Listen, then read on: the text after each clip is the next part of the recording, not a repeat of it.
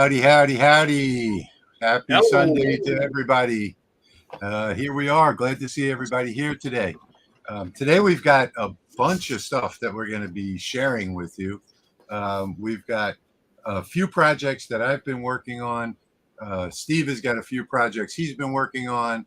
Patrick's got a few projects that he's been working on. It's going to be a exciting show today, and we're glad you're all here. I just want to say hi real quick to a few of the people that are here already. You got Wendy. Hi, Wendy. Thanks so much. We were just talking about you, by the way. I'm going to be sending you something in the mail. Chicago Bob, Charles, Merrill. Hi, Merrill. Wendy Phillips. That's Wendy. Army Dogs, of course, is here. Let's see. Who else is here? Timo. Redneck Jack. Jack in the shop. Yeah, all the regulars are here. We're glad to see that. We're glad to see that we're building a regular base. Hi, Bob. Good to see you too. Today we're going to be doing a couple of giveaways, and for me, it's going to be this project that my wife specifically asked for. We had our bathroom remodeled while she was away, and she just came back this Wednesday from her Asia tour, and I have a whole new bathroom for her. And she asked specifically, don't ask me why, because we don't have this theme anywhere in the house, a farmhouse theme, animals, trees, mountains, and I don't know why, but I made this for her, and this is 5 layers. It's completely original. I designed the whole thing myself. You won't find any of these graphics anywhere. These are all hand designed, 5 different layers. And I discovered something new too, that the little twist tie holders that you see on there, that top one works perfectly for a picture frame holder. And then the bottom ones are standoffs from the wall. And this looks absolutely wonderful on the wall. And today, what I'm going to be giving away are flat packs. So in today's spin of the wheel, we're going to have flat packs. So for anybody that donates any amount of money, it doesn't matter what it is, $1, $5, $10, you're going to get a flat pack of this design. So I'm going to have all of the pieces. You paint them yourself. You glue them together. And you can have one of these as well. And you can resize it to any size that you want. This was the size I wanted for the bathroom. So that is my first project for today. Steve, let's see your project that you were just showing us. Now, this one is a work in progress, that jewelry box. I just love it. All right. Well, this is all week been designing this. Is actually three drawers, and then the top will be a hinged lid. I don't have the hinge attached yet, so I have to take her down and bring her closer to the camera. But she'll be a hinged lid, engraved surface on the top, 3 drawers, following the golden ratio. I love that. Sliding drawers that they'll explain to everybody what the golden ratio is. Well, you see it and you don't realize what you're looking at. But the first attempt I made at making one of these, I'm crazy about wanting things symmetrical. And so the first box I did, it's a 3-drawer box, but every drawer is the same size. And then the top lid was just too large, and it looked like a Borg, from Star Trek instead of a jewelry box. So a friend of mine said, "Yeah, you got to follow the golden ratio." And then I'm like, "Okay." They explained it, and the drawers reduce in size by the value of 1 point, and I just rounded it to 1.62. So if you look here now, instead of all the drawers being the same size, and it even starts with the very top up here, these two are the same, but right from here to here to here, it graduates by a value of 1.62, getting larger by that amount with each step up. And that looks so much more pleasing.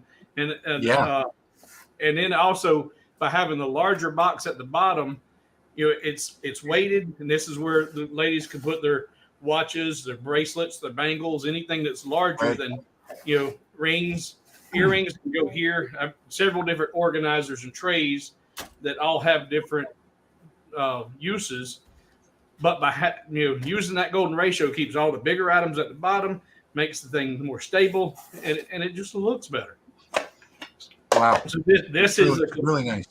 This is a Let me see complete. show us the lid. I really like what you did on top of the lid too. Let's see. Here's the lid. Now the lid. This is Rich's artwork here. That's beautiful. Came out nice. But the border is something that I created using just Lightburn and the array tool to set up that nonstop border, and that turned out really nice too. And then the little fingertips to grab the lid and lift the lid up. So we've got nice. we've got a guest that just popped into the green room, and that is Geo with Maker Theory. Let's bring Geo in real quick. Hey, Geo. Hey, how's it going?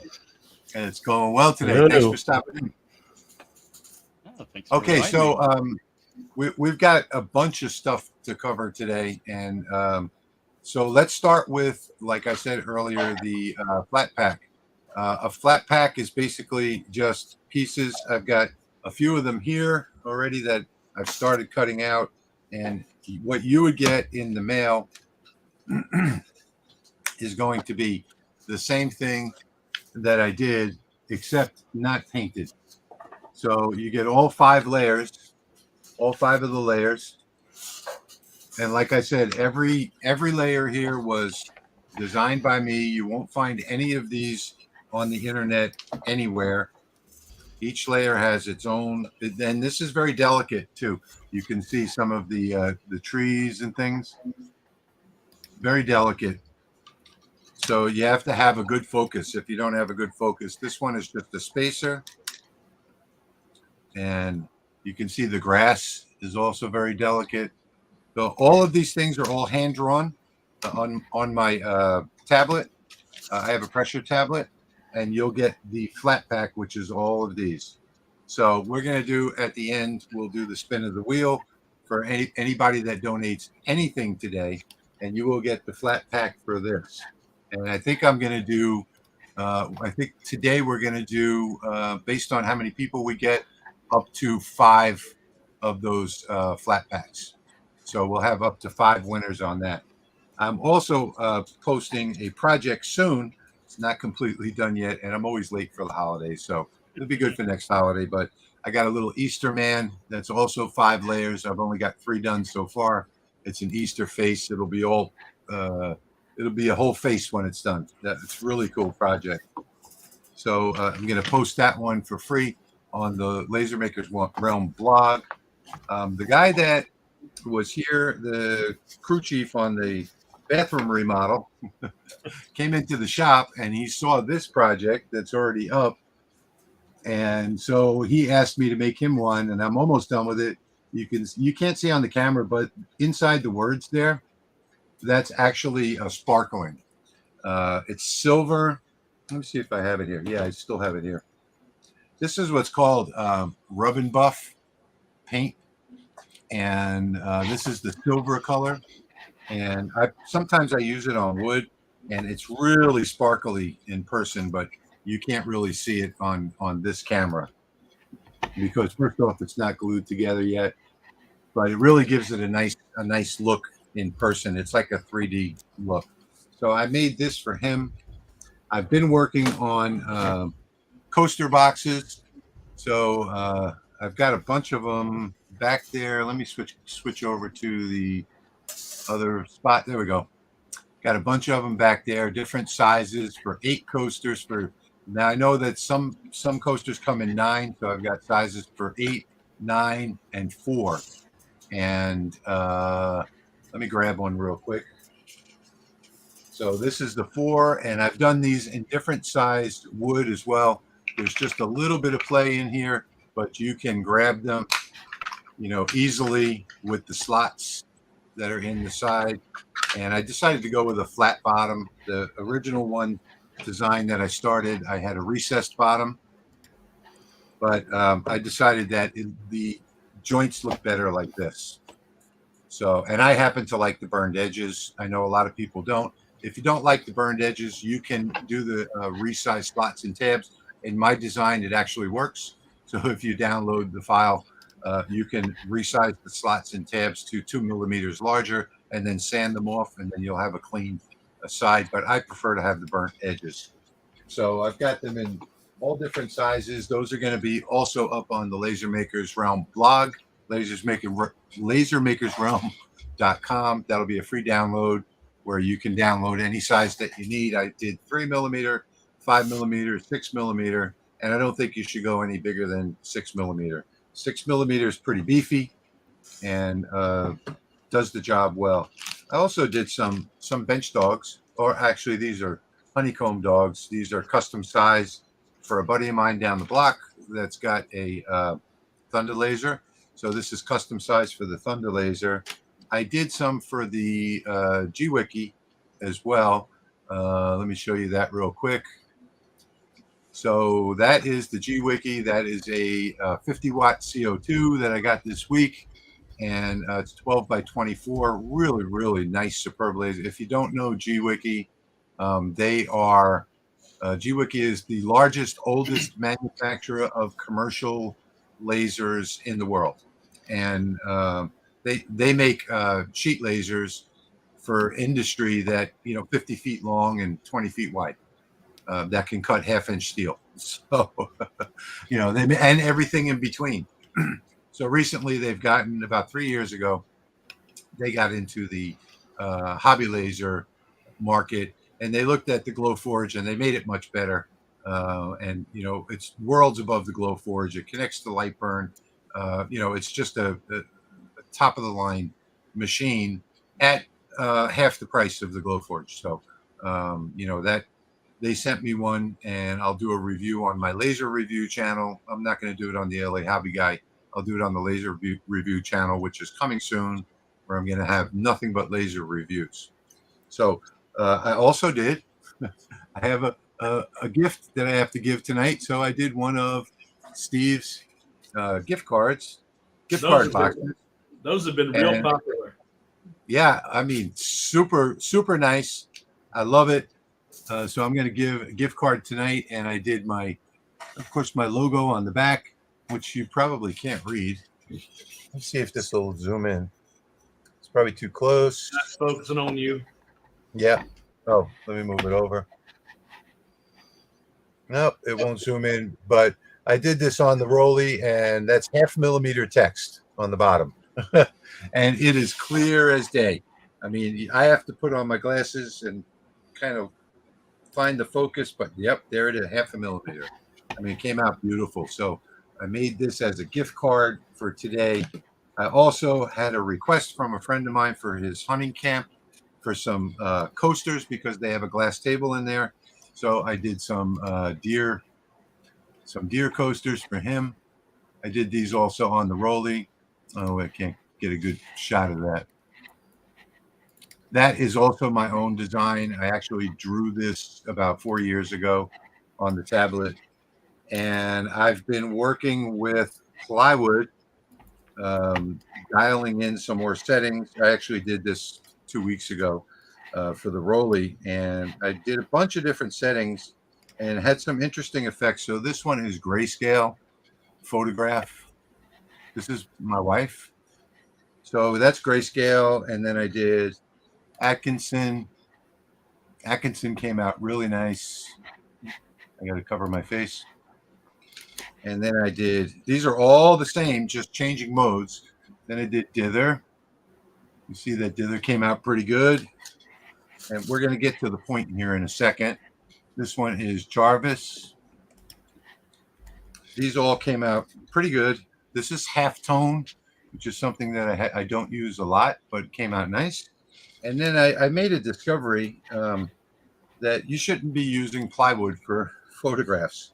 So then I got a piece of maple. This is 6 millimeter maple, and I did it on maple. and you can see the difference. A lot clearer. Yeah, a Now lot more detail.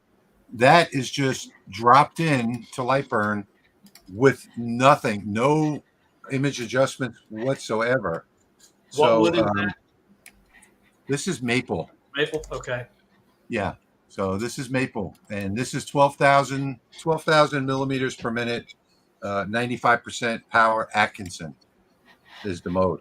And I found out that testing some other woods, I had the tent garage while they were putting the extension onto the building here, and they finally got that finished. So I've been going through some of all the crates that we've got in there. We've got these red crates filled with stuff all over the place. And I found some stuff, one crate filled with things from when I was a wood turner. So, I've got mahogany. I found maple blanks, and I've got these boards as well. Let's see, what is this one? I just found a whole bunch of new woods. This one is the wood from Mexico. This is the Jatoba. Got a bunch of these Jatoba. Jatoba is like one of the best engraving woods that there is. And if you don't know what Jatoba is, it's Catalox, comes from the Mexican peninsula. It's one of the finest engraving woods that there is. And I also found some bloodwood. I mean, all kinds of stuff. And I've got all of the 9-foot boards that go with all of these. These I cut down into pen blanks when I was turning pens years ago. I completely forgot about them, and I've got a whole bunch more than just that. I've got some. I'm not even going to get into that. But now I can go. Even though these are small, I'm going to glue them back together because they're all ripped from the same board, and I'm going to do testing on that, cut tests, engrave tests, image tests, and expand the library for the Rolly, the 10-watt library. If you don't know about that, if you're a Lasermatic 10 owner, you get that library for free, which has hundreds of proven, tested settings in it. If you're not, you can go to my store. If you're not an owner, you can go to my store, engraveandcutfiles.com. I'm selling that for $7.99 with one. Until the end of the year, it's going to be updated. Every time I update it, there'll be a new version, and all you have to do is log into my account, and the new version will be in your account if you purchase it. So I'm going to try and update it every month with the new woods that I have all the way up until January 1st of next year. So that's a good buy. It is the most extensive Lightburn library for a 10-watt diode laser in the world. Nobody else has anything even close. So if you want to take a look at that, it is over on engraveandcutfiles.com. So I don't want to dominate the whole stream here. Patrick, what do you have going today? Let's see. I did the little Easter bunny. I want to see that slate. So go ahead. Of course, I did that. That's up on Laser Maker's Realm. It's a four Nice. pieces, three layers, little egg Patrick project is for the in kids. time for Easter, unlike me. He's in time for Easter. I always miss the holiday. All right, I was working with Lightburn 3D Slice and attempting to do some custom slates. Yeah, that I want to see. Look at that. You That's said turned out really good. Lightburn 3D Slice. That is awesome. That's on the fiber laser, right, Patrick? Yep, that's fiber. Is Then that I the have 50 another watt? one. Yeah, that was a 50-watt Racus. Then, let me see. There we go. Now we're back. There's another one. It's the West Virginia State Seal. So I'm going to Merrill Walnut's coming soon, and Monkey Pod will be next month in the library. And then I started working with mirrors. So I designed a little mirror frame for a 4-inch mirror. So this is a 4-inch mirror. And then I engraved a rose. Beautiful. That really, you got to see the pictures on this one because you can't really see it. But I mean, that really came out gorgeous. I especially love the frame. I've got you hooked up with pictures right here. Oh, there we go. So there you see it's still a mirror. Yep. Yeah, look at that. Yeah, Now detail is that's just incredible. engraving off the backside and then painting it with red paint, right, Patrick? That is correct. Yeah. That's a good image there. That looks So- 3D. That's beautiful. That Yeah. is beautiful. It's That is very, beautiful. very cool. So I I ended love up the giving frame that. too.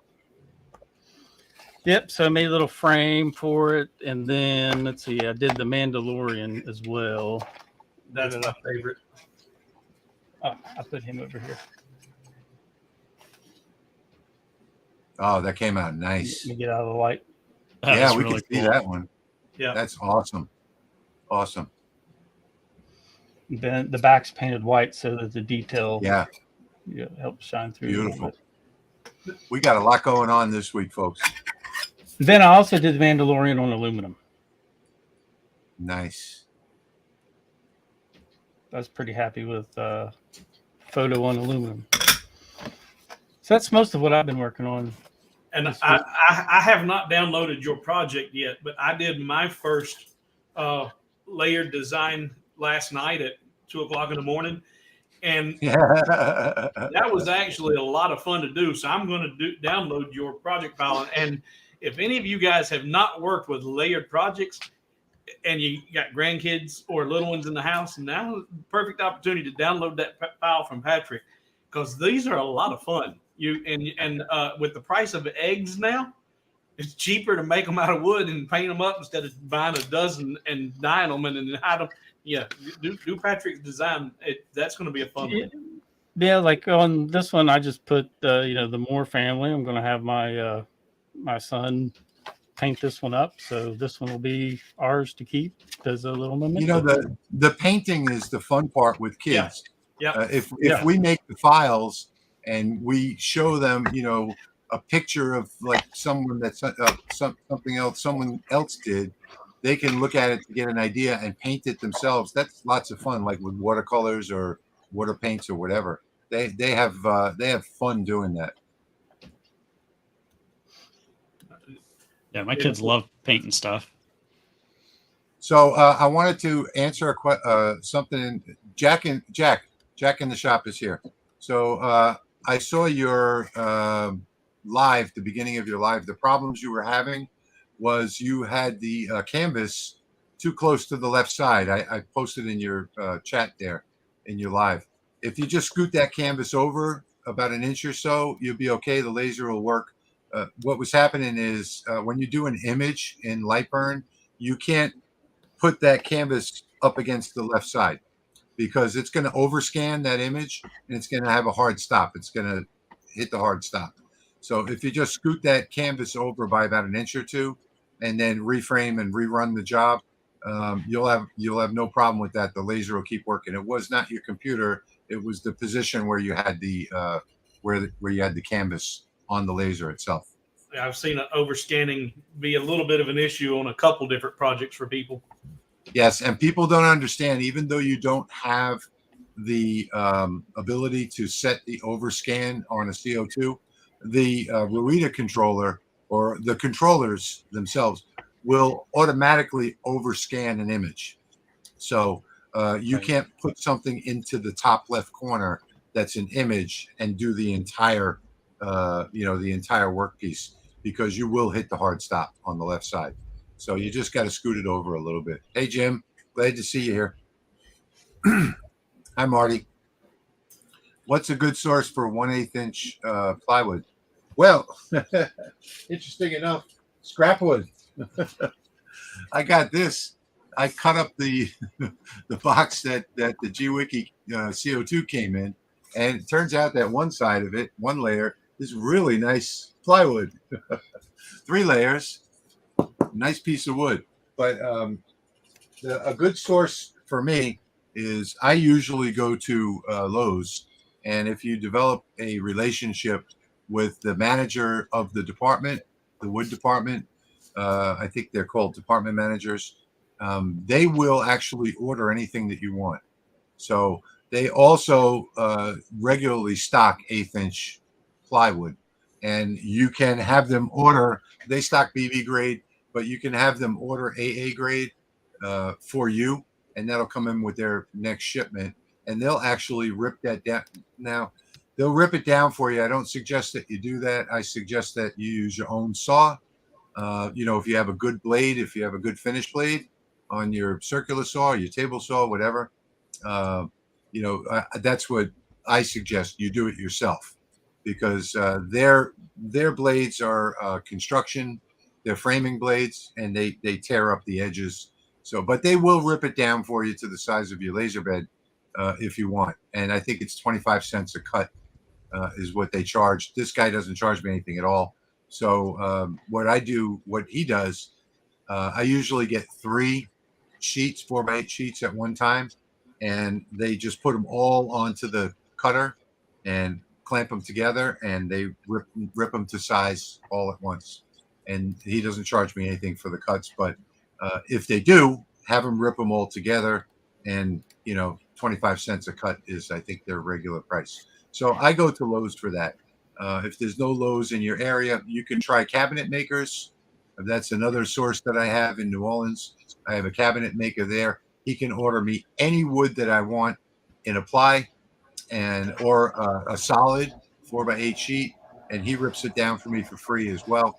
He charges me an extra few dollars a sheet, like an extra $8 or $9 a sheet, but he gets it at wholesale, so it's still cheaper than buying it at Lowe's. So if you're looking for like quality plywood, double A Baltic birch or something like that, you might try a cabinet maker. If you're looking for, you can also get double A from Lowe's on special order, but that usually takes about a month. They usually stock BB, so I find BB works well for almost everything.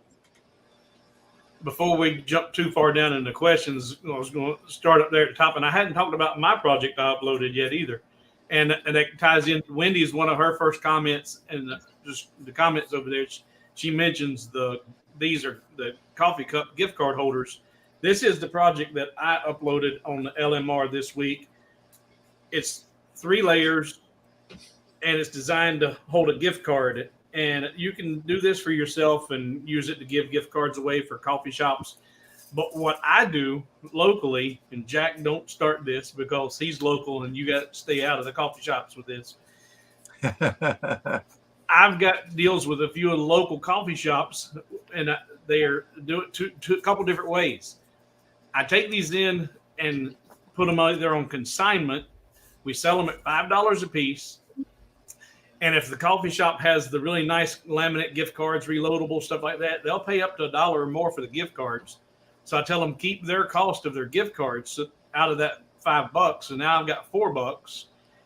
They have nothing invested, and they get their cost of their card back, and it increases their gift card sales. And they love gift card sales because there's also a large percentage of gift cards that never come back, so it's free money for the shop owner. And the other approach I've got is if they don't want to do consignment, I'll sell them to them for $2.50 a piece.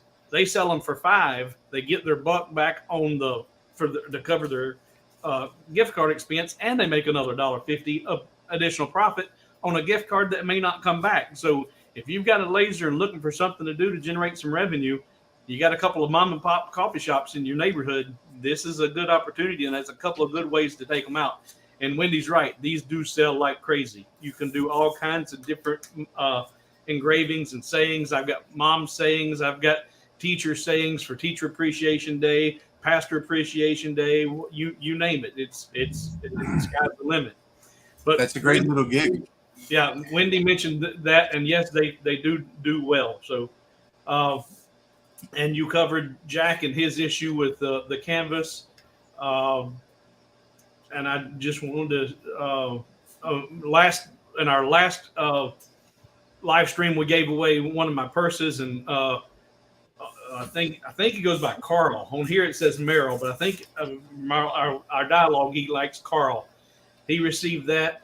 Thank you for your donations last week. I'm glad that showed up undamaged. I was nervous as a cat in a room full of rocks here getting that thing down there. So thank you. And then we were talking about the golden ratio a minute ago, and Jack in the shop asked 1.62%? ? Yeah, it's not percentage. It's just whatever the value is of the height of this drawer, multiply it times 1.62 or add 62% to it. So 1.62 is adding 62%. So the height of this one times 1.62 is 62% larger for the bottom one. And then the golden ratio is actually 1.63 something. I just rounded it to 1.62. And a funny thing, if you're trying to figure out what to sell your product for in retail, you take your cost of goods and multiply it times 162, 163, and that gives you about a 40% gross profit, which is ideal for retail. So that golden ratio comes into play in all kinds of areas. So that 1.62 number is a good one to hold on to. Who else we got in here? Patrick, check the private chat. Let's see. Theo, what's going on with you this week? Started working on this beast here. Wow, That look at that. What's Yeah. the size? it's cuts 4x8. So 4 foot. by Oh, 8 so it's a foot. sheet laser. Yes, Very it's nice. 80 watt. It's from a company, Build Your Own CNC, and I bought it used, and Oh. it's got a few things that I need to get updated on it. So Is it project. a used working piece? Is it working? It's mostly working. Just before I ended up buying it, the person that was using it, the beam got out of alignment, and they got to the end of the sheet and ended up melting one of the brackets because the brackets are acrylic. And Okay. so I got to replace one of the brackets, and then it should be working. That's not, that's not a bad thing, having the bracket being acrylic. That way the beam didn't reflect off of it. Exactly. That could have been a disaster. I watched a guy on YouTube last year adjusting his mirrors, he was teaching people how to adjust his mirrors, and he's in his garage. CO2 he's in front of the CO2. Behind him is a fiberglass boat, and he's saying, well, I'm pulsing, but nothing's happening. Pulse. Nothing's hitting the tape. And meanwhile, it was hitting the boat. Oh, and it put a hole in his boat behind him. He discovered that after a couple minutes. It was kind of funny. So I guess it's a good thing that it was acrylic. You might want to replace it with acrylic. Yeah, I'm going to. I can cut it on my small CO2 and replace it that way. I don't know if you'll be able to see it or not, but you can see here where the beam was starting to get off alignment on the head. Oh, So yeah. you see that little light spot there. There's a couple others that aren't really showing up on the camera, but I'm not sure if it actually hit that piece of acrylic or if it hit this head and heated this head up so much that the acrylic just melted and the head just kind of fell off. Wow. Holy cow. Yeah. Wow. And backing up just a little bit, you were talking about Jack in the shop having issues, and you suggested he move his canvas. He says he did move it, and it's still locking up. One thing, Jack, that I've had encountered with another person, it's still having to do with that overscanning. Depending on the speed that you're using your laser, how much you're trying or how fast you're trying to do. The faster you go, the more travel is the computer is asking for that overscanning. So if you slowed it down a little or reduced your overscanning, you might find that you have less of an issue. Just see if that'll do any fix for you. Okay, So, Jesse is asking, when is Rolly releasing more machines? They're completely sold out. They've expanded, broken down the wall and expanded out into the next building next to them. They've hired some new employees that are being trained. They're taking it slow because they're not going to rush the production on the models because of the quality control and the training that's going on. And they're going to release now. They've done the pre-order thing, so their release for March is already sold out. They did the pre-order for February, March, and April. All 3 months are already sold out. So now May they're going to be full stock on Amazon, where you can just go on Amazon and order one. So May 1st is the projected date to be fully in stock on Amazon. And also during the month of May, they're going to be developing the 20 watt, and that should be ready sometime either in May or by June 1st. And in July, they will be also releasing the 40 watt diode laser. So I'm very happy with the 10 watt. I think Leo's going to be sending me a version of the 20 and the 40 to be tested. I don't know that for sure yet, but the 20 and the 40 watt are in R&D right now and should be out sometime between June and July. So that answers that question for Jesse. Thank you for being here, Jesse, by the way. Larry. Oh, Larry. Hi, Larry. It's okay if you're late. No problem. Let's see. You had a couple of coasters up there a minute ago, Patrick. Personalized Twist is asking if you could recommend a product to seal coasters against heat or liquid stains. Yeah, I replied. I've typically used the Rust-Oleum Ultra 2X Clear, and I've used Valspar Clear in the past. I've used the Rust-Oleum Clear enamel before, but I've had it turn white. So just play around with the clear coats, but any of those should be sufficient. What I use, so this was another request from the wife. She wanted something to put on as a centerpiece on the table, and I use, this one is finished, and I use Zinsser shellac. So you may not be able to see it very well from that, but the one that I showed you earlier, this is my buddy for his hunting camp. There you can see the finish on it. That's Zinsser shellac. And what I found is, now I've got some coasters that are 4 years old that I've done with Zinsser. It's a beautiful finish, and it doesn't yellow, it doesn't scrape off, and it doesn't peel, especially like on the slate and on the wood. I found that other finishes do peel and yellow. So I stick to the Zinsser brand only, shellac. Now, And this one's there's interesting. Is that shellac? No, this is actually the walrus oil that I like to use on wood. I wanted to see how the oil would do on the coaster, and it looks really cool. It's been sitting for a few days. Yeah. How durable it will be, I don't know, but this is going to be a decoration piece, not actually in use. So, but that's what oil looks like on a slick coaster. Yeah. FYI. Yeah, it looks just like the shellac. And let me see, because I've got my finishing table is far away from here.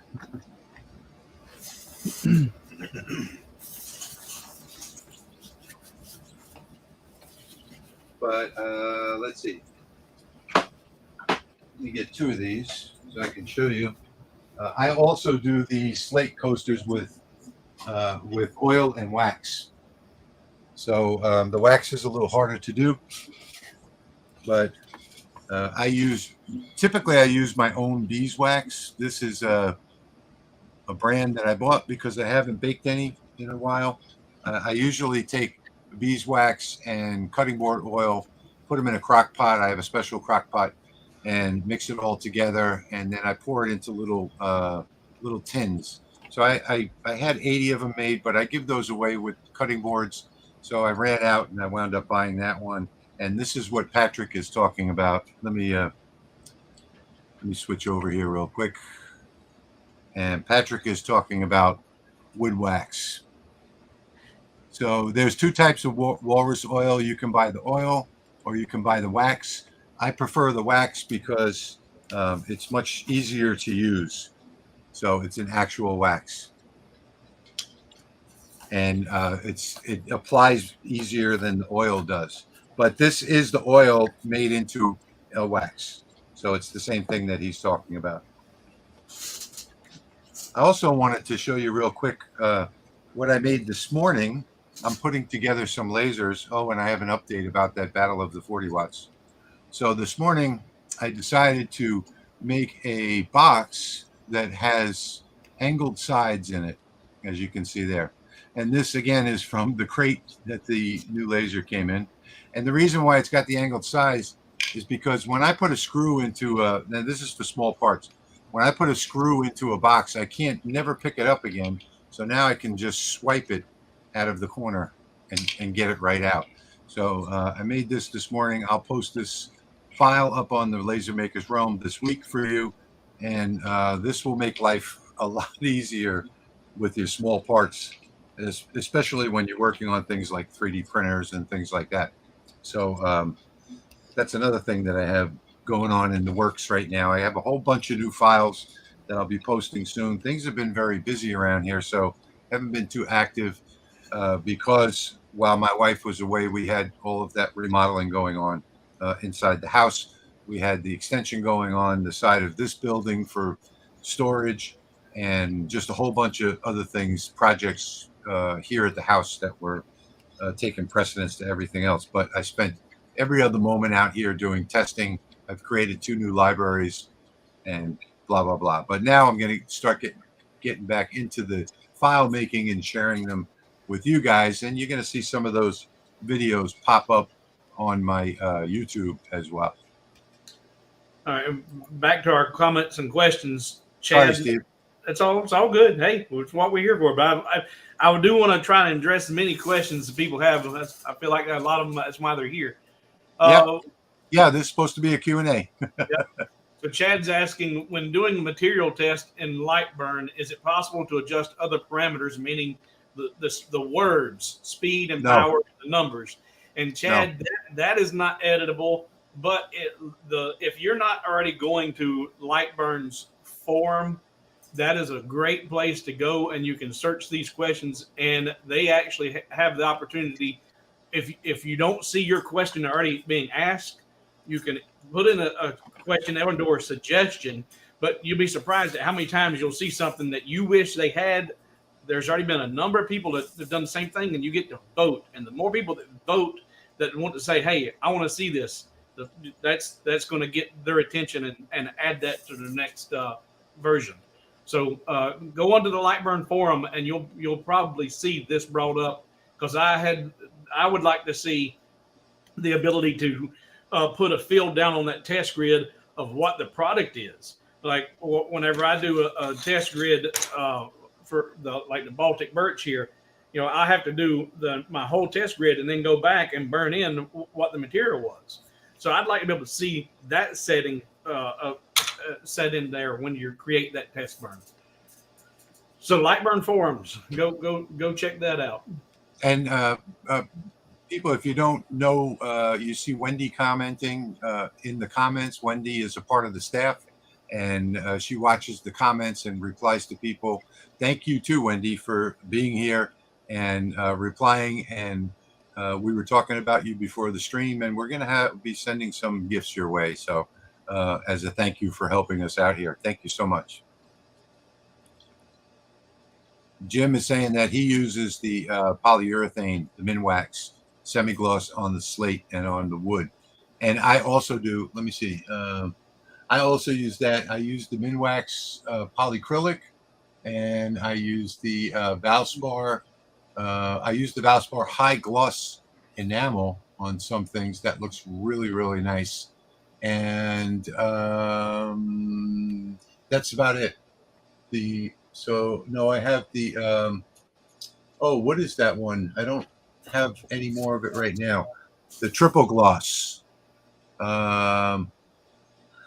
Who's the manufacturer on that one? I can't remember now. They have it at Home Depot. I don't know why I don't have any left. But who's the one you mentioned earlier, Patrick? The big brand of spray paint that everybody uses. Rust-Oleum. Rust-Oleum. Rust-Oleum has a product called Triple Gloss, and it is absolutely incredible. I mean, that really, really looks nice when you need something that's a gloss. Chicago Bob mentioned that he makes boxes for his tiles as well, for his coasters, but he actually makes them with the slide over top and engraves that an image on that top of the box. That's pretty cool. Nice. Idea. Yeah, that's a good idea. And then would Rich's little holder fit inside your box drawers? Maybe the two files could work together. Maybe. Steve will probably swipe this file. I think she's talking about this one. Oops, the one with the slanted the edges. jewelry box. Yeah. Yeah, well, I'm trying to make this thing. This is just a mock-up, so it's looking pretty good, but it's just a mock-up. I'm planning on trying to make it as not. And my problem is, I like to overbuild. I like to make really nice things, and then nobody can afford them. Nobody wants to spend the money for them, so I end up with a bunch of stuff laying around that nobody wants. Hi, Jerry. Jerry from 3DHP. I'm sorry I missed your stream yesterday, Jerry. I had too much going on, and I had support calls to make and special dinner with my wife last night, and had to get everything done early. Sorry I missed that stream. Good to see you here. Moondog asked about using the array tool in Lightburn. Is there a way that in doing a clock face that you can use the array tool and so the numbers change automatically? And I've got a video, Moondog, out there. It's an older one that I used variable text and an array to do just that. But it was a little bit aggravating because if I remember correctly, it still had to go in and change something because of the way it wants to start. But I've got a video out there showing using variable text and the array tool that you might search on my channel and see if that's any help to you. Yeah, no, that's actually pretty easy to do with the array. And that's the way to do it, variable text. Let's see, moving down. Yeah, I really enjoy the CAD tools that Lightburn's incorporated into their software. I mean, it's stuff that I use on a daily basis doing 2D CAD. Yeah. So it's really nice to see that stuff in there. And in case you don't know, or people out there don't know and they're interested in Lightburn, the Lightburn experience has just been announced. So Jason is setting up a convention, I guess, maybe Lightburn Con, I don't know. It's going to be in Peoria, Illinois, October 27th to the 29th. And I think they're also changing their name to LBX. So we're going to see. They're going to be announcing CNC support, which it basically already has. But right now there's only one toolpath. But they're going to be announcing the CNC support in October. And I know that Lightburn is going to be, they're going to be branching out. They're going to dominate anything CNC, 3D printers and everything in the future. So I'm really excited about that. And I can't wait to see the Lightburn experience. In fact, I think I might travel up to Peoria if my schedule allows it for that convention. I'm already talking to the wife to get approval for it. So. Yeah. Yep. Same here. Yeah. Okay, not your be wife, very I'm talking to my careful wife. with the material test on so. canvas. I had a fire today. Yeah, Jack, that canvas is a material you need to be super careful with, just because it's a dried material. So yeah, you want to be very careful with that. Could be bad if left on a dirty honeycomb. Yeah, absolutely. And Gary is saying that he wants to take time to say thank you for all you do. Oh, well, that's our pleasure. This is our hobby. We enjoy doing it. You're most welcome, Gary. Thanks for being here. Let's see. Jerry, hang on one second. Jerry, would you like to join us? Sorry, guys. My dog said she had to go outside. That's no problem at all.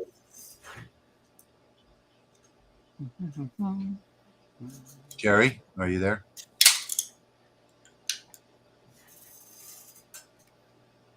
Well, I'm going to wait for you to answer before I send you an invite. Okay, so remember, people, today, any donation that's made to the channel, you're going to get the flat pack of an original design that I just did this week. And let me change the camera here. So this is the flat pack right here. It's 5 layers. It's all custom designed. It's original design. First time you've ever seen it anywhere. And let me show you what the final, and I have a bunch of them made. So depending on how many donations we get today, will determine how many I give away. And here is the final product. Well, my interpretation of the final product, I'm not great when it comes to picking colors and painting, but this was a special request from my wife for our new bathroom wall. So I will be giving away multiple copies of the flat pack, which means that you'll get the cut files in the mail, and you can color them any way that you want and glue them all together and wind up with that beautiful final product. And do you mind if I announce my new website? Yeah, of course. Yeah, in fact, go ahead. We want to hear about that. It is in its infancy, to say the least. Now, hold on. Everybody, get a pencil out, because this one is going to be very hard to remember. Go ahead. Really difficult, long, but I'm creating my website where I can post. I'll share the videos just as I do with YouTube, get more exposure out there. But I'm putting all of my cut files. I'm trying to get them away from Etsy and onto my channel, which is going to be ready. Hobowithwood.com. That's it. Hobowithwood.com. And there are a few files out there now. I'm trying to add 2 or 3 a week. That those will be on there for sale. I'll probably have some free ones on there periodically as well. So if you haven't become a patron on Patreon and had access to all these free files, but you would like to say, you know what, I wouldn't mind having that, but I don't want to sign up and support you. I don't want to adopt you. Well, then maybe you can buy a file every once in a while and help me out that way. But hobowithwood.com, it's just started. I just launched it in the past week and slowly but surely getting it built up. And hopefully that's just going to grow big time. And I'm going to, once I get this jewelry box really dialed in, that will be put out there as a file. And this is a really elaborate build, but it can be done on a 10-watt diode. I'm when I do my designs, I try to design in mind with you. Rich, you mentioned about processing wood yourself. Well, a lot of us broke SOBs out there, we don't have the ability to have a nice wood shop. So I have to buy most of my stuff ready to use. And in most cases, you'll find it's 300 by 300 or about a foot by foot that you're going to put on the bed of the diode. And so when I create my projects, I try to keep everything so it'll fit at least in a 12 by 12 square. So you're not having to do any, cutting prints or shifting stuff around. You can just cut it out of one 12 by 12 tile. But that'll be on there once I get it dialed in. And also everything I design will be tested and tried, and you'll be able to scale it and use the resizing slots and tabs without any problem to use it with any material you have on hand. I won't put anything out there that I haven't tried myself, and you won't have to worry about anybody saying, hey, you stole that from me. No, everything I've got out there is going to be 100% original, and my stuff is, whether you buy it for personal use or if you buy this file for whatever price I put on it, and you go in production, you start selling these things yourself, and you're selling them for $100, $200 a piece, hey, go for it. Have fun. If you make $500,000 selling my jewelry boxes, maybe you'll just remember me on my birthday. I don't know. But hobowithwood.com, it's locked. It's a slow server. I found that once it loads the first time, then it loads pretty quick every time after that. But be patient with it and check it out and help a guy out. Nice. I had the sorry guys, I popped out there for a minute. I had the blue screen of death. Oh, nice. I do have one thing I want to mention on this stream before I forget and before we end it. But basically, what I have is, let me switch cameras. This is a K-bar that I engrave. It is the Woody Williams edition K-bar, celebrating the Wow. Battle of Iwo Jima and his Congressional Medal of Honor. Wow, that is beautiful. And let's see, here's side 2. Holy But the cow. proceeds benefit the West Virginia VFW and the Woody Williams Foundation. So these are for the nonprofit, they're making for the VFW. So the K-bar is engraved on both sides. The sheath is engraved with the Medal of Honor. I add that on there. And then I also do, now you'll see the VFW website. I manage their little mini site here. And so it has, my promo video for it that's on my channel. And then the 3 different options. So the top one, it comes with a certificate of authenticity and a large plaque knife display. And then the middle one is a small display. And then the bottom one is just knife only. But I'll post that link out there in the comments for everybody to check out and share. Yeah, don't forget to like, subscribe, share, all that kind of stuff. And Woody Williams Foundation. And I know some of you guys are not subscribed already and haven't liked the video. Please do that now. That helps us to get a larger audience, and that'll help us to bring more products to you. So if you're not subscribed, do it now. I noticed our subscriber count hasn't changed very much in the last month. So yeah, share that. Yeah, share it. Just copy the link up at the top and share it on your social media. We want to get as many subscribers as we possibly can so that we can help as many people as we can. And we still have a half hour left in the broadcast today. So any questions that you all have, this is supposed to be a Q&A. And then, of course, we tell you what we've been doing this week and what's coming to the blog and, the groups. So, but if you have any questions, feel free to ask, because that's what we're here for today. The one thing that I didn't mention to either of y'all, and I've not done this very much, is say share screen. And if I want to share my, there we go, share that.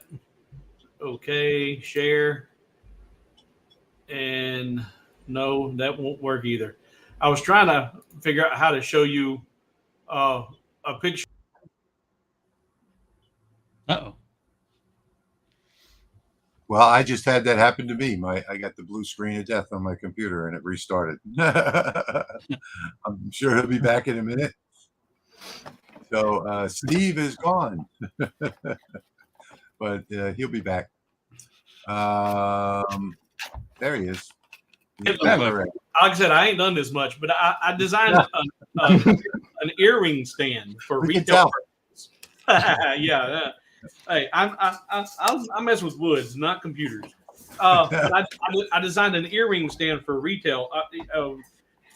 In the video for this, I think it was on Laser Maker's Realm. I mentioned when you cut this piece out, there was a large piece of waste right here, and this while you got this on the laser and you're cutting it out, that's the time to go ahead and put in an image here. I'd cut earrings out of this. I didn't think about it until I had already cut out about 12 of them.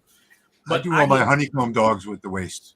Yeah, that's another good use for them. But I've got earrings galore, so I've created an earring stand that I've also got in one of the local coffee shops. So I'm selling the earrings at $10 a pop for the pair out of waste material. So good use of waste.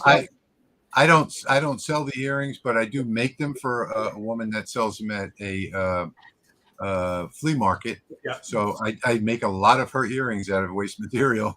So that is like the best. I make earrings and I make honeycomb dog pins.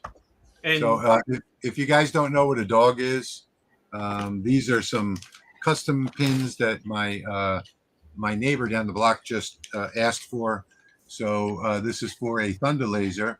And basically what these do is you push the pin down into the hole of the honeycomb, and the curved end on it locks down at an angle and holds the wood better than any magnet possibly can.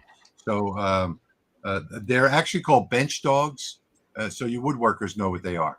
You know, they're used in a bench, and it's a piece of steel that's made like that with the curved top. When you push it down, it'll lock into the hole in your bench. That's why the workbenches have all those holes in them. So in case you wonder, they're called bench dogs.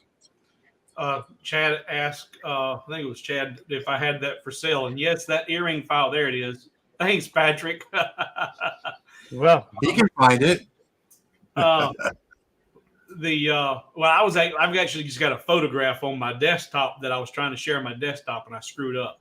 But Chad, that file is on that hobowithwood.com. I've got a few things on Etsy, but I'm trying to get everything that's on Etsy is already on Hobo with Wood. Yeah, that's a good idea to get away from Etsy. Etsy is nothing but a race to the bottom when it comes to profit. Yeah, and the I've seen this design. I'm drawing a blank now. One of our viewers reached out to me because he bought a design similar to this earring stand, and he was having problems getting slots to resize correctly. And so he sent me the file he had, and I started looking at it, and it would not work. Everything was just really screwed up about it. So I went in and drew this out complete from scratch, and resizing slots works flawlessly. There is which video? On the hobowithwood.com, I have a video showing how everything's laid out, how I've got it nested together, eliminating cuts, overlapping cuts, and also how to resize the slots. If you've never used the resizing slots and tabs in Lightburn, I've got a very short, and I do mean short. It's not one of mine. Hey, this is going to be a short one and a half hour later. What the heck's wrong with it? This is just a couple of minutes, real fast, real quick, real short. How to do that resizing slots on that file. So Chad, jump over to hobowithwood.com. You can see that video, and maybe that'll work out great for you. Thank you for your support. Jim's There you asking go. you a question, Patrick. okay. He said he's asking when trying to get colors on stainless or business cards, it comes down to frequency, or is it the combination of all three, power, speed, and frequency? Depends on the material. When it comes to aluminum, the aluminum and brass in particular, the line interval is probably most important. Stainless, it's going to depend, probably a combination of all three, in my experience. Yeah. How much power you're putting into it, depending on what color forms. And then same thing with other metals like titanium, and Yep. And then another variable would be, if you have a MOPA laser, would be the pulse width, which that would be Geo's area of expertise there. So Geo, on the MOPA laser, how do you get the different colors? My personal favorite way to do it is to go with the lower frequency and cut the Q pulse or the pulse width way back. That way you're doing more of a heat of the material. But I found that once you kind of get that setting that gives you a color, changing the frequency, the speed, or the line interval, so basically changing how many pulses hit in a given area, really changes the color more than anything else. Right. Okay. Well, that answers that question. Sharon is asking, can the files be able to be sold as kits? Well, you can do like this week. This is the flat pack that I'm going to be doing. Basically, this is a flat pack, and yes, you can sell them as kits. It's a very popular way to sell them. Lots of people do this on Etsy. These are going to be the free giveaways this week, but yeah, you can sell them as kits. So that's the perfect way to make money in a small business. And you should do like Steve did. For $1, you can pick up your own website today, $1 or $2. Your website address, do a quick builder, do a Shopify website. You can do a Squarespace website for free. and just they get a little bit of the profits. But yeah, that's the best way to do it, is your own website, and then just announce it on social media.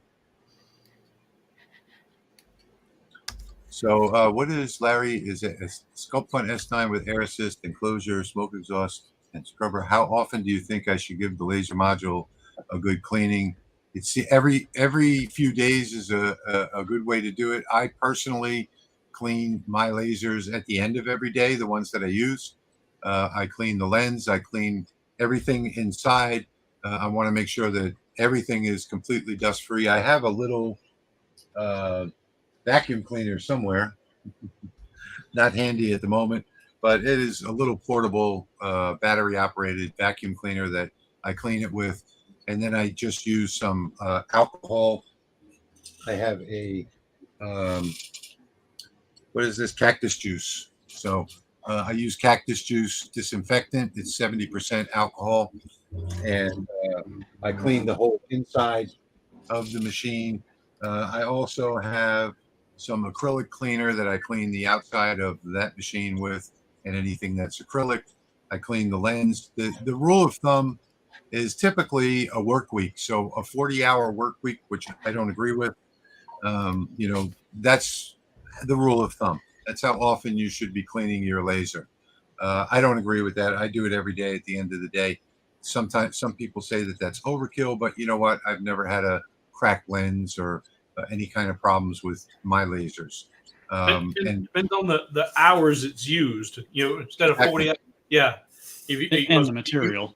Yeah, and the material. But for me, I might get 40 hours in 3 days. Yeah. But well, you see, and then I clean mine every day. Just and then going a step further is like Jack in the shop is doing a painted canvas today, the one that caught fire. Sorry about that, Jack. But painted canvas or anything that's painted, that at the end of the day, you're going to be cleaning your lens. I actually cracked the lens. I did crack a lens once on an X tool, and it was part the tool's fault and part my fault. I was doing painted wood, and I only did 2 pieces, and the lens cracked. So that's how much, because on the X tool, the original D1, the air assist created a Venturi effect and sucked the smoke back up. And I didn't even get through 2 pieces of that project, and the lens cracked. So it depends on your machine. Most machines are not going to do that. But if you're doing something that's painted, you're going to want to do it at the end of the job or at the end of the day. Yeah, you definitely want to do it before you try and run something else and bake it in. Absolutely. So this is one of the mirrors that I pulled off. This is after I've tried cleaning it with alcohol, off this machine behind me. You can see it's fogged over. I cannot clean it. I would literally have to scrub it. Yeah, it's trash. Yeah, you couldn't even scrub it. The coating on that mirror is in the tens of thousands of millimeters, and if you start scrubbing it, you're going to scrub the coating off, and that mirror is just plain trash. Yep. Yeah. So that's an example of somebody that the person that he bought that laser from did not take care of it. So, which we kind of figured because he burnt up one of the mirror holders. So we already knew that. Jim's got a question that's going to address something that you've made a comment about, Rich. He says he's unable to get his OLM3 to fire when framing. In his device settings, both enable laser fire button and the laser on when framing are enabled. Now, you made a comment, Rich, in one of your videos that it is no longer necessary to shut down Lightburn and reboot it after you turn those on. But well, it depends. I said I just had an issue the other day where I had to do that, and I said, "Well, I'm going to see Richard," but no. In order for me to get that to work, I had to shut it down and bring it back up to get it to work. Yeah. So a lot of people have to do that. So Lightburn depends on memory, and it allocates a portion of memory from your computer. And if you don't have enough available memory at the time, it will not automatically set those changes, but you will have to shut down Lightburn and restart it. But if you've just restarted your computer, you shouldn't have that issue with memory if you don't have a whole bunch of stuff running.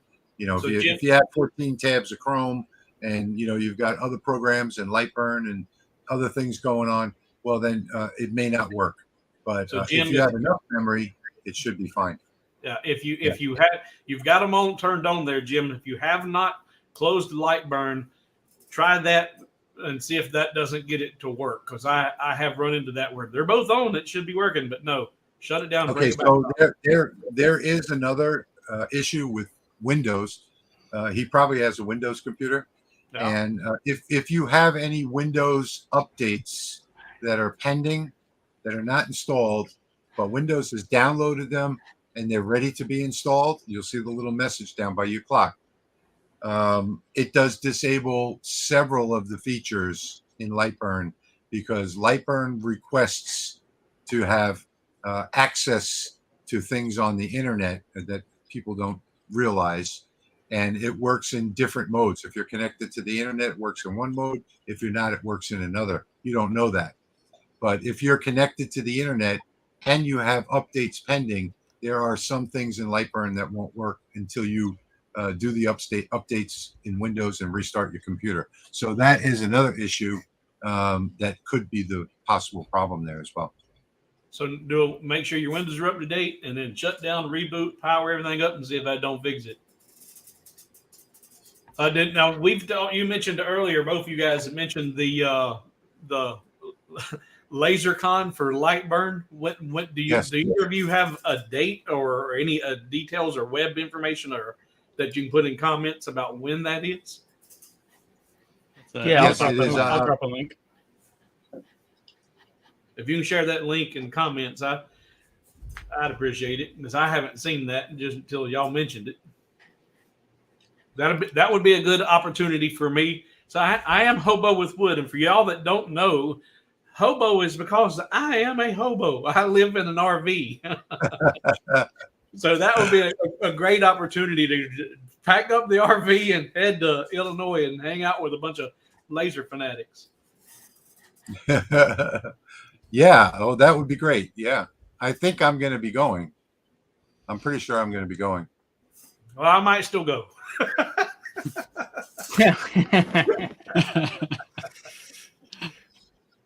Perfect. All right. So is That's there awesome. a reliable brand that has multiple types of lasers and good customer support? That's a hard question to answer. The only company the best support company that I know is this laser right behind me, the Rolly laser, because you can actually call them and they answer the phone at night, and you can email and they'll answer you the same day. There is no multiple types of lasers and good. I'm guessing that you want to have multiple heads that you can change out. You know, there's a couple of them like that, but when it comes to support, there are very few companies that you have to pay for support. So if you buy a Trotec or, you know, Thunder or, you know, Aeon or any of those brands, you have great support, but they're usually just single types of laser. I don't know what multiple types of lasers actually means, unless you're talking about that they have different types like fiber, CO2, you know, things like that. But yeah, I don't know of really any company unless you're willing to pay the retail. And that's the difference in price is usually some quality in different parts and support. So that's why you'll pay 10,000 instead of 3,000 for an 80-watt laser. All right. This I was doing this today. V Rich asked about, where did she go? Not that one. This one? All right. Who's? Is that the one?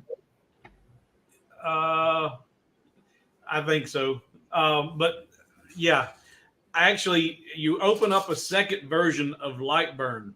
Yeah. And I was running my CO2 and the diode simultaneously, and I was toggling back and forth without any issues. And yeah, you can run multiple lasers, multiple jobs at the same time, but you actually open up a version or a separate Lightburn for each one.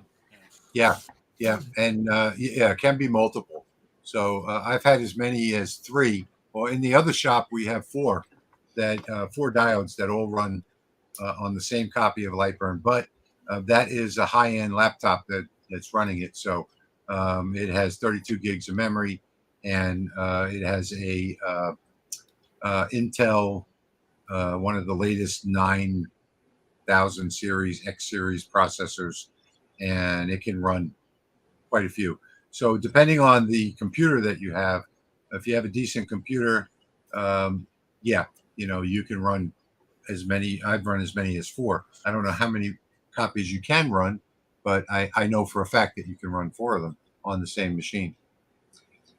Jesse said that he means fiber, CO2, diode, etc. Okay, so I don't know of any company that has that combination, fiber, CO2, and diode lasers.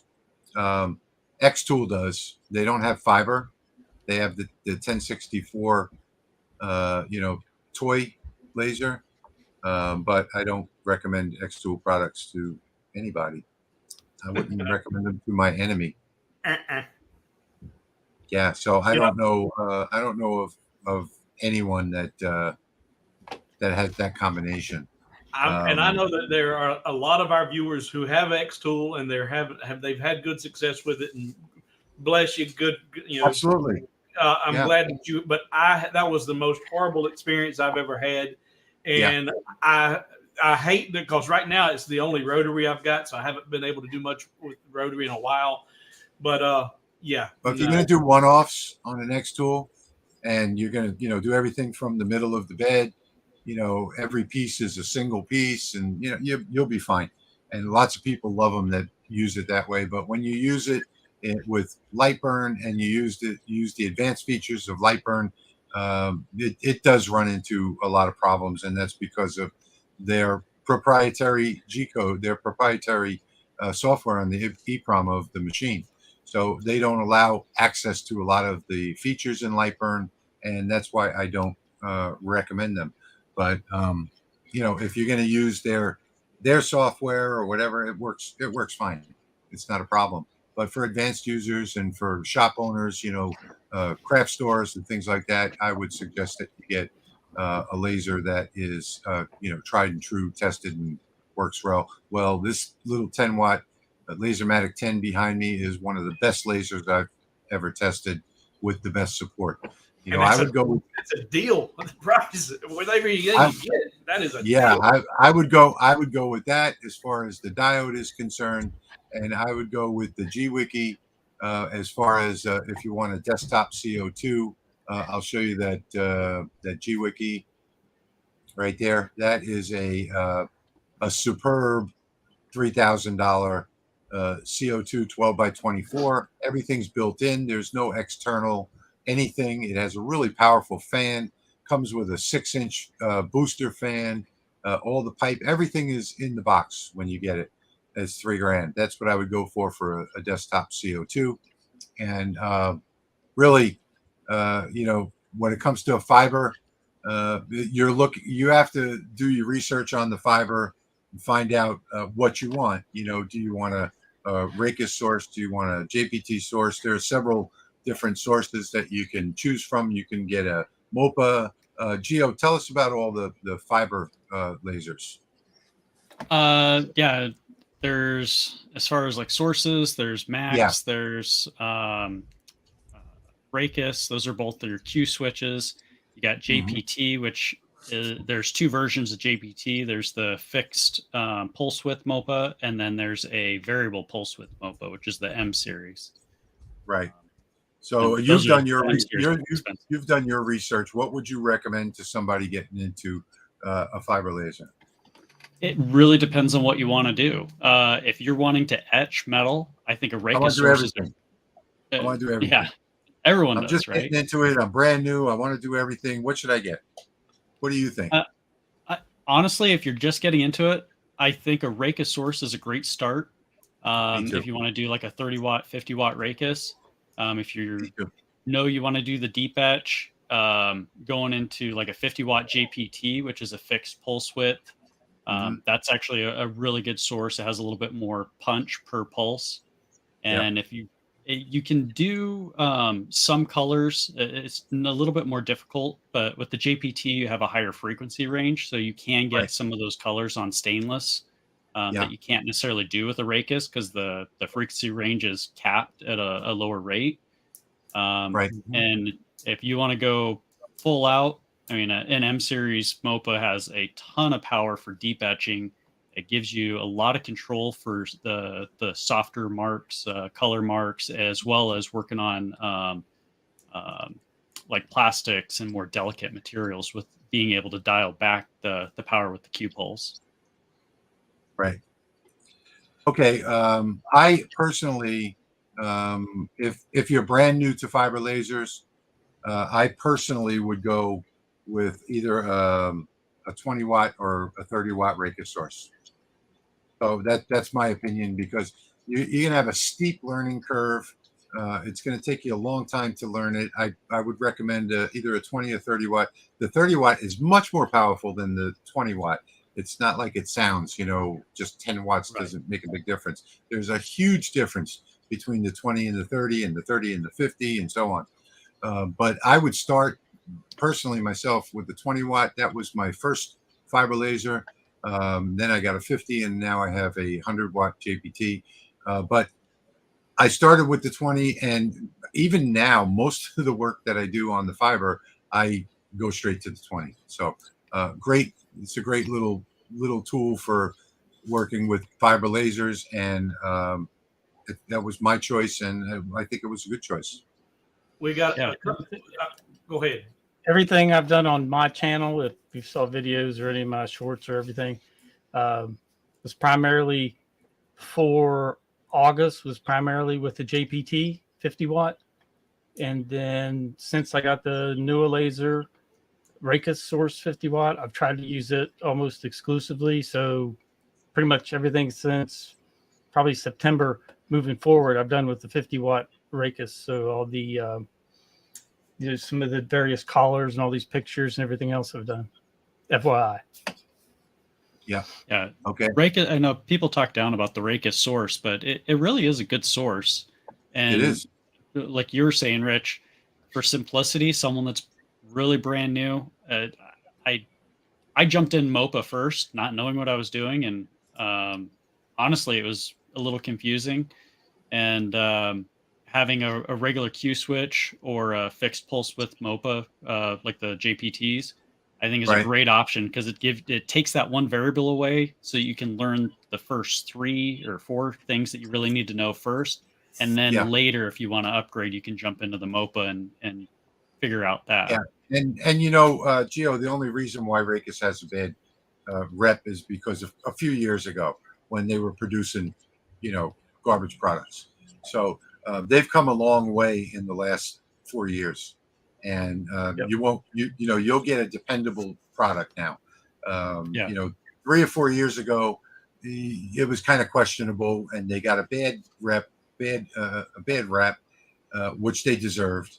But nowadays, it's a quality product, so you're not going to have any problems with it. And all of the complaints that you've heard in the past are on their 3 or 4 year old machines. So you don't hear any complaints on the newer machines on the Raycus source.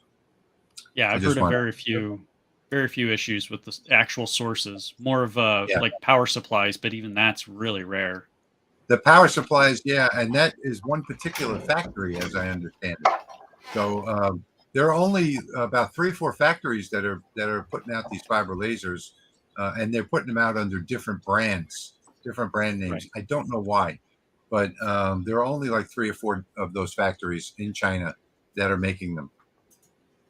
So there's just a little bit of collar experimenting I was doing, and that's a 50 watt Raycus. Mm-hmm. It's a deeper etch on mild steel. So there you go. But like I said, my gold 20 watt, silvers. I revert to that 20 watt quite a bit for most of my small projects, that I do, because it just works. I mean, it takes a lot longer than the others, but it just works for me, and it's in the air conditioned office. So that's another reason why. But so anything, if I were new, I would start with a 20 or 30 or 50 watt. Raycus source because they are the cheapest, and you can do lots and lots of stuff. The only videos I have on my channel are from that one where I recorded them in that office. And you can see all the different colors I got on the aluminum business cards. And I mean, it really is a good machine for a starter machine. And when you're ready and when you have that, $10,000 to spend on the 100-watt JPT MOPA, then you might want to move up once you've gone through the learning curve. But I've found that a lot of things, learning curve is important to attention span.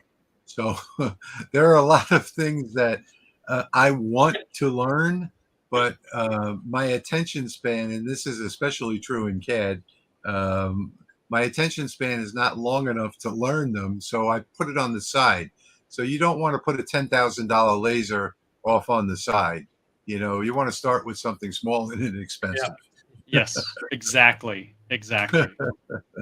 Yeah, one of my last videos, my comments, I called everybody out and said, "Yeah, you're going to hit me up with complaints about it not working because you got the attention span of a gnat." Yeah. You jump around through the video and you miss 2 or 3 crucial pieces because you've got the attention span of a gnat. Yeah. So, it can be tough sometimes. Now, I'm not sure, Brian, about the Atom Stack fiber.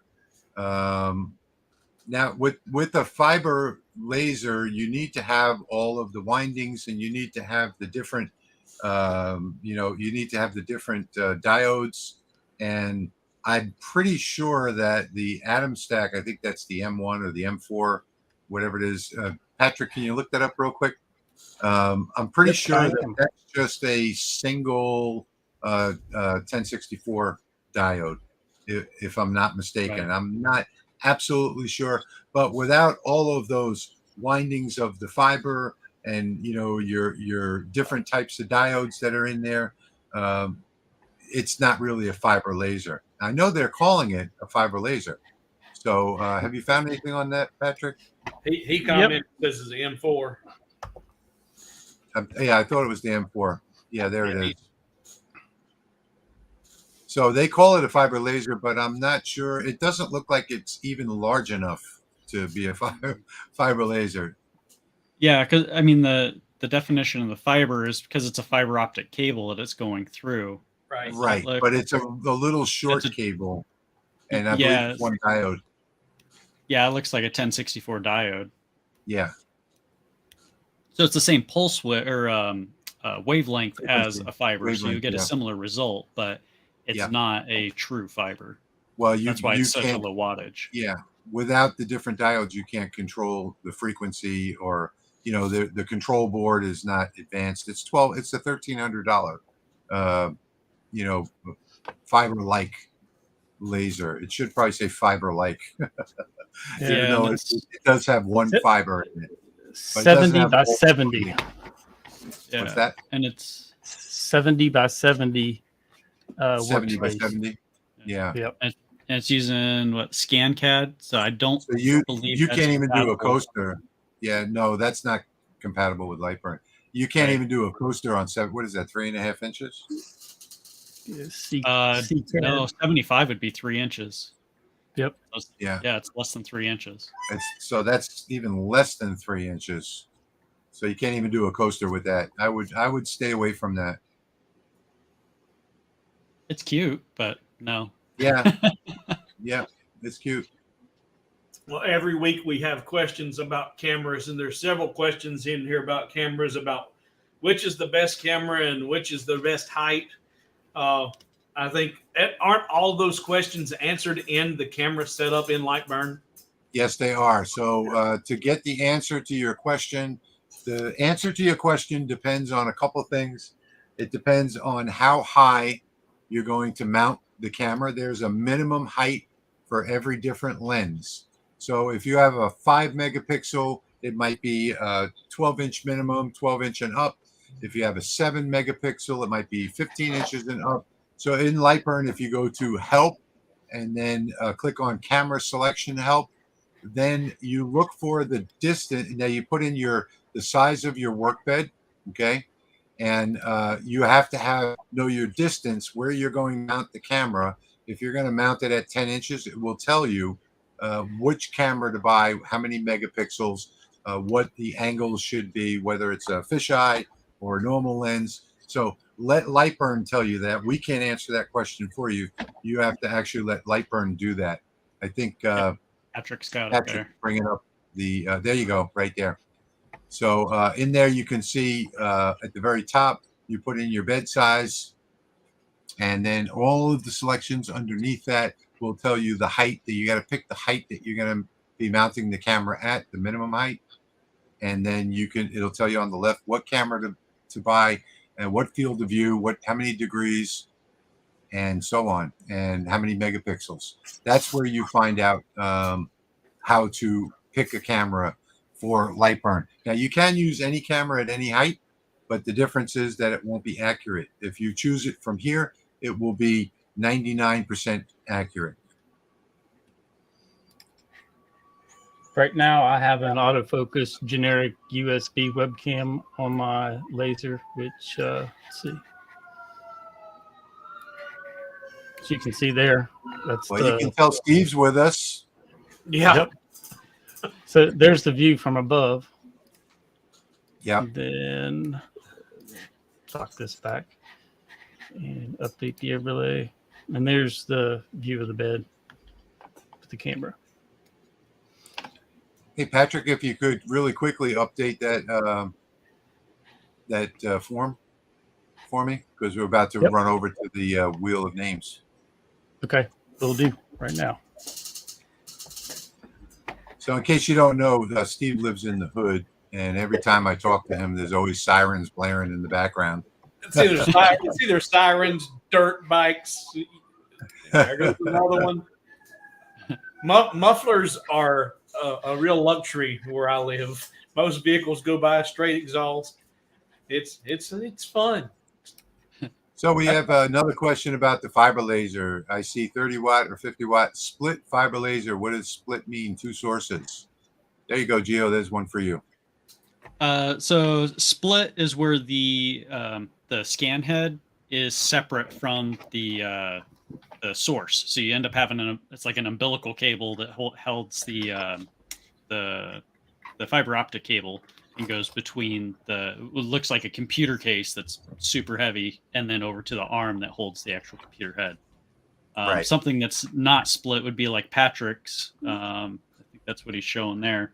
It's all built into one unit, so the power supply is actually inside the base. It's all one power supply. Piece. Right. See, mine is the split unit, and I've got the like what Gio said. It looks like a computer that's under the table, and the fiber laser is just the stand, and of course the source is in there too. But the control board, the power supply, everything is down below.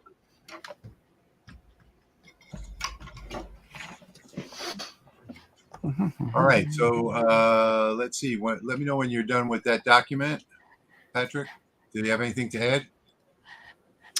Nope, that is it. That's it. Okay, so let me put those in the spin the wheel. And all I have to do now is, so we're going to take one name out, the winner as we go. And I think what I'm going to do is I'm going to offer 5 flat packs today. So let me go back and just show you that once again. So this is a flat pack right here. And this is, if I can get them all together. So last minute, quickly, if you want to donate something, even $1 on the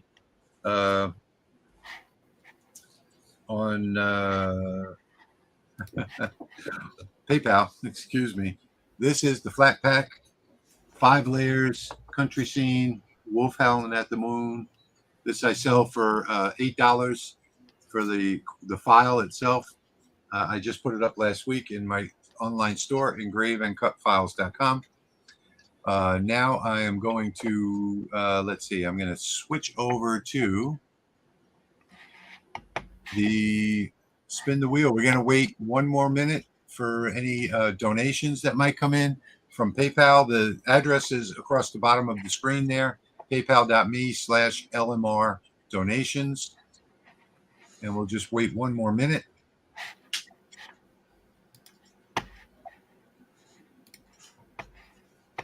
And Patrick, if you could just refresh and let me know if anything new comes in that I should add to the list. Let's see. Refreshing again now.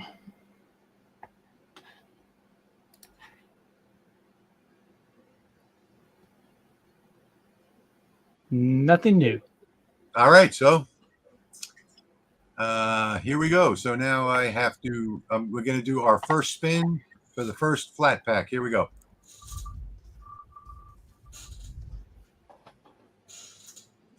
Patrick, can you keep a record of this? Yes, I can. All right, so there is our first winner, Daniel Duplin. Daniel, if you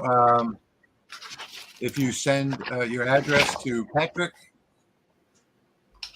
we're going to get you out a flat pack of the Wolf Howlin' at the Moon. And here we go with the second spin. Here we go.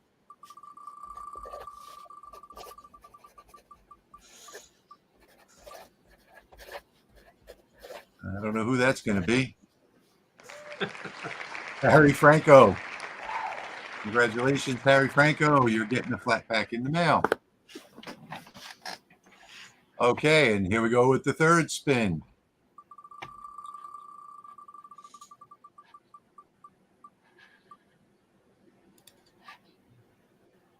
Is that Richard? It sure is. Richard Herring. And we'll do a fourth spin.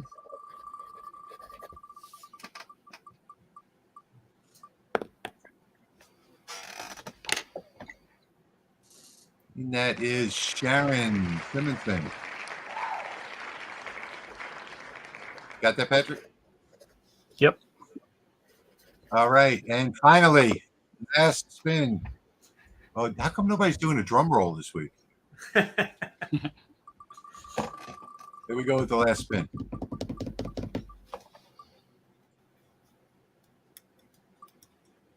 Oh, getting close. And Yeah. that is Merrill. 2 Also weeks in a known- row. Also known as Carl. Also known as Carl. He prefers Carl. There we go. So we have our 5 winners. Congratulations to the 5 winners. Thank you so much for being here. Before we go, Jim Hamilton followed up, said that he has his Windows up to date. He has rebooted Lightburn. It's still not firing. So I've got a question. Is he using a PC or is he using a laptop? Because I've found a lot of problems when I was using my laptop. Once I got me a true PC with really good graphics cards, a lot of my issues went away. I was dropping USBs. I was having all kinds of headaches and nightmares. Layers not working. All kinds of stuff just dropping out. And as soon as I got rid of the laptop and got a good PC, and he says he's using a laptop. So laptops have their own set of problems with Lightburn. Yeah. And I don't suggest using a laptop with Lightburn unless it's a high-end laptop and unless it has a lot of memory. It's usually a memory issue that causes all of the little problems. That sounds like, to me.